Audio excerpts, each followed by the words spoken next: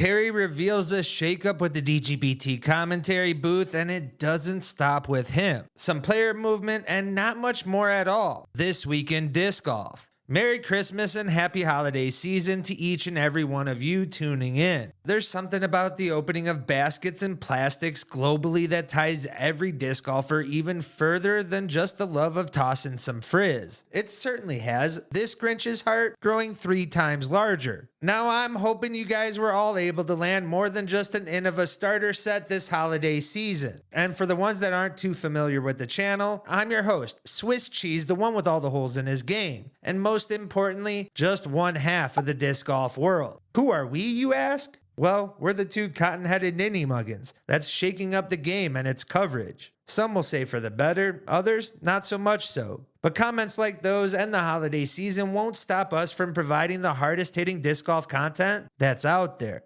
And you guys are watching This Week in Disc Golf, where I cover all things disc golf from the past week, even when there really isn't that much more to cover. Kind of like this week. Well, that was all till Terry revealed his 2026 schedule on his YouTube channel, Smashbox TV.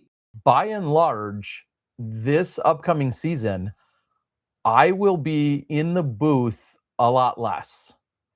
And I'd go as far as saying by a lot less, I think I mean 0. This coming not even a full week removed from the heralded Kristen Lott commentary booth edition just announced. And let's be honest, Terry really wasn't just a commentator. He was a connective tissue from the post-produced only days. A familiar voice that was narrating during some of the game's biggest moments. To lose him in the booth altogether, even with fans' polarizing opinions, seems a bit odd, even with the reasoning he was provided. It looks like most of my assignments, all of my assignments, will be in a reporter role for a lot of our Midwestern events. So interesting development. That's certainly a little bit new. I was told this is not performance related and that it is logistically and financially driven. And so I'm super excited, of course, to be at these events. A lot of these. Add that it was revealed later, it wasn't just him, brings some credence to the cost-saving efforts after what is presumed to be a nice offer for Kristen. With these 3 latest moves, and even more anticipated after Ian dropped his, just goes to show that DGN's lineup may have even more of a shakeup up and coming. Set the drama there nicely, just enough to drop me telling you to get out to Disc East in Marlborough, Massachusetts come January 24th and 25th. Because if I can be honest, it's just as important. Come for the discs and the exclusive drops with over 50 vendors represented. But stay for the interactions with big name pros like Simon and even content creators, as this is the biggest disc golf event this winter. Because while the Terry news spread and comments on socials began to cook up like a batch of cookies for Santa, Ian Anderson, another commentator in DGN's lineup, added to the news with his own Reddit post. And for the ones listening, a simple same. I'm also done at DGN. Now, aside from your opinions on Ian and Terry, both have been a stable part of the booth for years, had the most appearances in 2024, and were even part of past major and world commentary teams. Including, the most famous shot in the history of disc golf, and the one that was heard around the world. The loss of their consistency will definitely be felt. Now, some can speculate this move was due to something telling in the future fandom survey results that we still wait to come out, while others take it as a sign of DGN's belt just getting tighter. And some yet still expect even larger announcements to come with the anticipated shift to Nate and Germ's expanded role. Yet a shakeup like this brings a number of questions, the 2 biggest being what does it mean for the tour, and what can fans expect for the future DGN lineups? Tour funding and its profitability has been hanging over the heads of the tour since its inception and acquisition that followed. Being more cost and logistically sound makes more than enough sense. Keeping Terry and the chunk of the team more local, even in just a reporting role, helps not only with coverage-wise, but the savings it provides also. And that's something that consumers can even nod in agreement with, even if their experience is diminished with their losses. That being said, as long as it helps with the vitality of the sport, and the tour for that matter. But this news, following Kristen joining the team, brings all sorts of mixed messaging. One that Obi and others can provide enough side-eye for all of us. but it might just be needed to more clearly design funding and the teams moving forward. The European market's growth and need for popular former player representation with this move solidifies the team's future and might be worth the sacrifice of running regional teams in the US with less announcers, like Terry explains. Rather than me traveling to the West Coast to be the host for that event, the Pro Tour is logistically saving the capital of sending me over there and joining the booth and doing all of that travel for those events.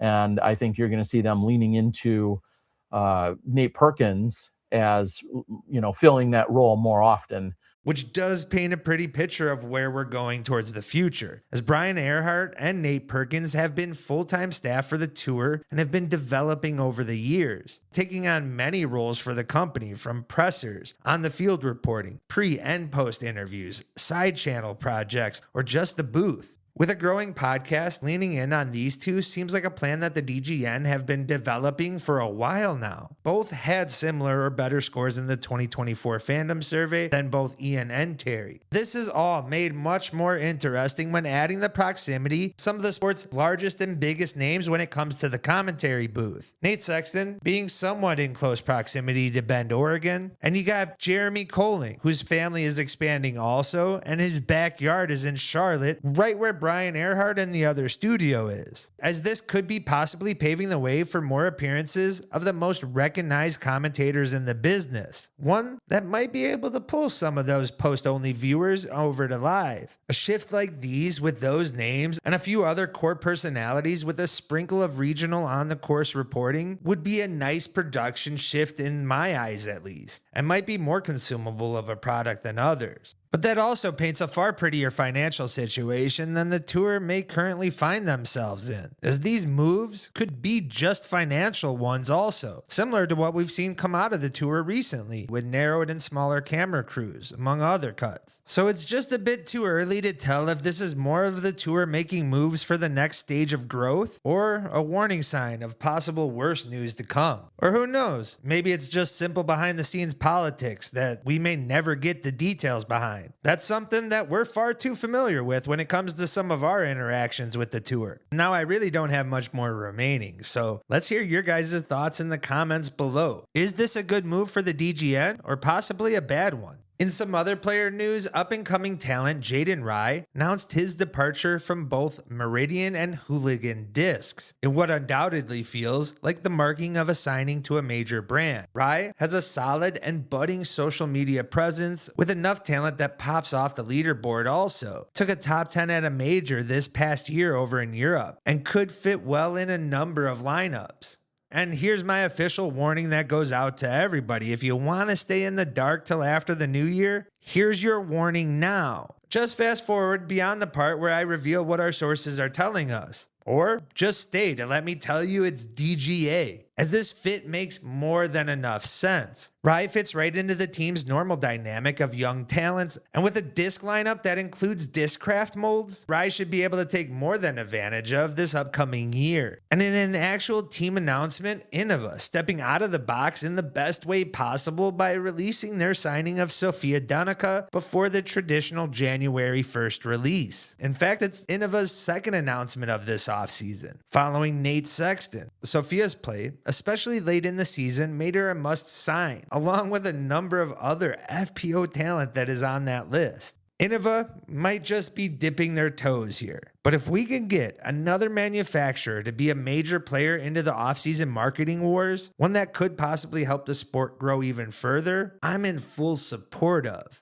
Emily Weatherman may not have made an official announcement, but certainly may have also let the cat out of the bag, because she seems to be moving forward with the brand also in her recent post, discussing how her bag has been lining up in the past and now in the future. And another re-signing shouldn't be that much of a big surprise, as Innova wasn't anticipated to be a major player for many of the outside talent, instead focusing on their current roster from last year. Now, let's get to a bunch of holiday quick hitters and get you on your way. Disc golfers were featured at the Portland Trailblazers game for a disc golf event being held there. Cole Redolin, Taylor Chosick, Nate Sexton, Dustin Keegan, and Zoe Andike not only got on the court, but were also part of the 500 tickets sold for the disc golf fan event. And with future events planned in an upcoming Worlds, the Blazers' new owner and niche sport enthusiast might be the right year for the tour to pick. I mean, he already invests in pickleball, and though I might be talking out loud, still makes plenty of sense.